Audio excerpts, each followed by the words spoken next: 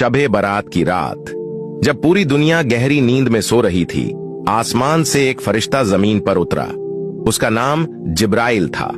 वो सफेद रोशनी से जगमगा रहा था, जैसे आसमान का टुकड़ा जमीन पर आ गया हो। वो अल्लाह का पैगाम लेकर आया था, जिसमें लिखा था कि इस रात हर इंसान की तकदीर तय की जाएगी।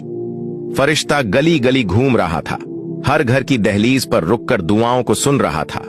एक बूढ़ी माँ जो अपनी बेटी के लिए रो रो कर दुआ मांग रही थी, उसकी आवाज फरिश्ते के दिल को छू गई।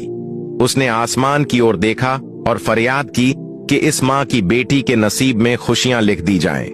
उसी रात एक गरीब बच्चा जो भूखा सो गया था, उसकी झोपड़ी में फरिश्ते ने कदम रखा और उसकी झोली में बरकत भर दी।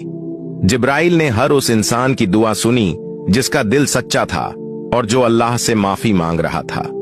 वो रात सिर्फ रोशनी और दुआओं की रात नहीं थी, बल्कि ये अल्लाह की रहमत का तोहफा थी। जब फरिश्ता आसमान की ओर वापस जाने लगा, तो उसकी आंखों में इंसानों के लिए दुआओं का सैलाब था। उसने अल्लाह से वादा किया कि वो अगले साल फिर आएगा और इंसानों के गुनाहों को माफ करवाने के लिए उनकी दुआएं साथ लेकर जाएगा। दोस्तों, वीडियोस के लिए हमारे पेज को फॉलो करें